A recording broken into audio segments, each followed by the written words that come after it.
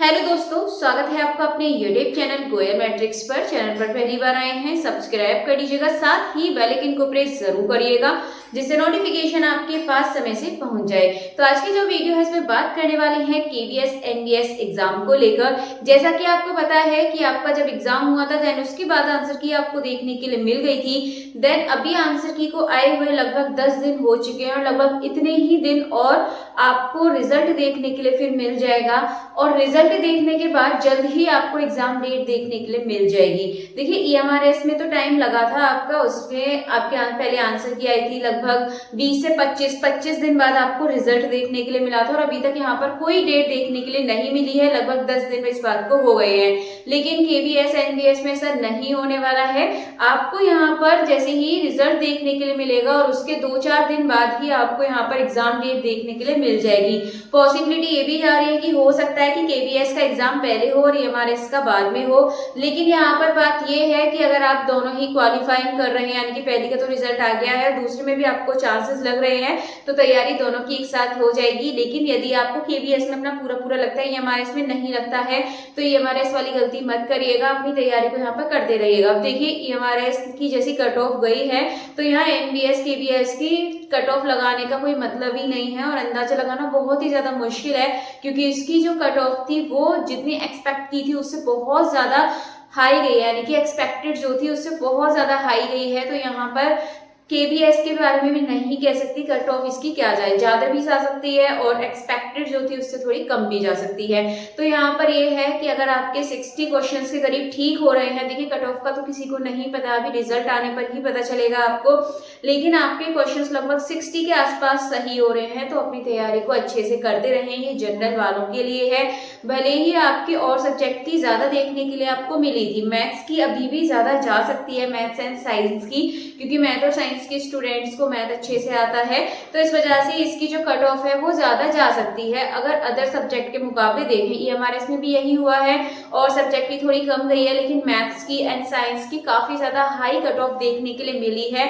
तो सेम चीज आपको केवीएस में भी देखने के लिए मिल सकती है, मैथ्स एंड साइंस की हाई कट ऑफ देखने के लिए मिल सकती है, लेकिन फिर भी अगर आपके क्वेश्चन 60 के आसपास हैं तो अपनी तैयारी को करते रहें, क्योंकि आपको केवीएस के रिजल्ट के बाद जैसे एग्जाम डेट देखने के लिए मिली उसमें आप देखेंगे ज्यादा टाइम उसमें आपको तैयारी के लिए नहीं मिलेगा, आपको एग्जाम डेट देखने के लिए मिल जाएगी।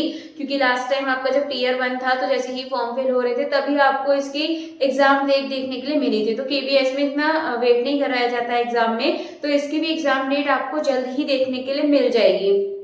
चांसेस यही हैं कि शायद अप्रैल में आपको देखने के लिए मिल जाए, अप्रैल में आपका एग्जाम हो सकता है। तो अपनी तैयारी को अभी से अच्छे से करके चलें। बाकी यदि किसी रीजन की वजह से आपका नंबर नहीं आ पाता है तो फिर आपकी जो तैयारी है वो किसी ना किसी एग्जाम में जरूर काम आएगी। फिर आपको उसके बाद DSSB पर भी फोकस करना है यदि आपने इसका एग्जाम फॉर्म फिल किया है, लेकिन उससे पहले भी आपके पास मौका है, पहले अच्छे से आप केवीएस पर फोकस कर लीजिए, ईएमआरएस पर फोकस कर लीजिए। बाकी यदि आप टीजीटी मैथ्स की तैयारी कर रहे हैं तो उसके लिए आप मेरे को बताइएगा जरूर कमेंट बॉक्स में, और नोट्स भी आपको यहाँ पर अवेलेबल कराए जाएंगे जो कि बहुत ज्यादा हेल्पफुल रहने वाले हैं।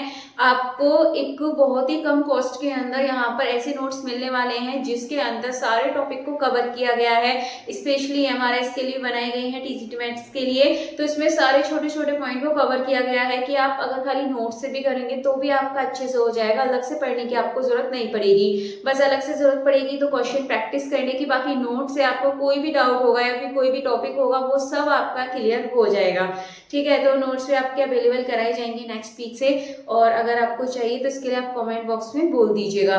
देन अगर आपके क्वेश्चन 60 के आसपास हैं जनरल में तो अपनी तैयारी को जारी रखें, ओबीसी 55 के आसपास में जारी रखें और SC ST 50 के करीब हैं तो अपनी तैयारी को जारी रखें। ठीक है, कंपेयर तो खैर दोनों में कुछ नहीं हो सकता है, लेकिन वहां पर आप एक चीज देखेंगे, ईएमआरएस में लैंग्वेज क्वालिफाइंग करना था, लेकिन यहाँ पर जो क्वालिफाइंग करना है वो सिर्फ है कि आपको एग्जाम ही यहाँ पर देना था और एग्जाम की कट ऑफ थी। यहाँ पर ऐसा कुछ नहीं था कि आपको किसी लैंग्वेज में क्वालिफाइंग करना हो, नेगेटिव मार्किंग सेम थी दोनों में। तो यहाँ पर कोई भी ऐसा नहीं है कि कंपेरिजन किया जाए तो चांसेस तो यही है मैथ साइंस वालों की आपकी यहाँ पर हाई जाने वाली है कट ऑफ।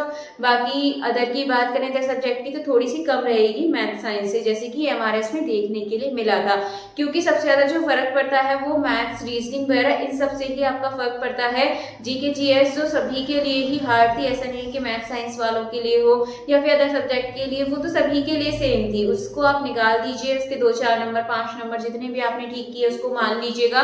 देन उससे अलग यदि देखें तो यहाँ पर सबके लिए सेम कंपटीशन हो जाएगा। लेकिन यहाँ पर जो मैथ साइंस वाले होते हैं उनका मैथ्स अच्छा होता है और रीजनिंग भी ठीक से कर लेते हैं, तो इसी वजह से वो उसमें आगे होने के चांसेस है। तो कट ऑफ मैथ्स और साइंस की तो हाई ही जाएगी, बट 60 के आसपास है। तो अपनी तैयारी प्लीज अभी से स्टार्ट कर दीजिएगा, वरना बाद में पछताना पड़ेगा। चलिए फिलहाल चलते हैं, मिलेंगे हमारी आगे की वीडियो में। क्वेश्चंस के साथ मिलने वाले हैं, अगर आपने नहीं देखा है तो वीडियो आप जरूर देखिएगा। क्वेश्चंस आपको मिलेंगे, उनसे भी आपको काफी कुछ समझ आ जाएगा।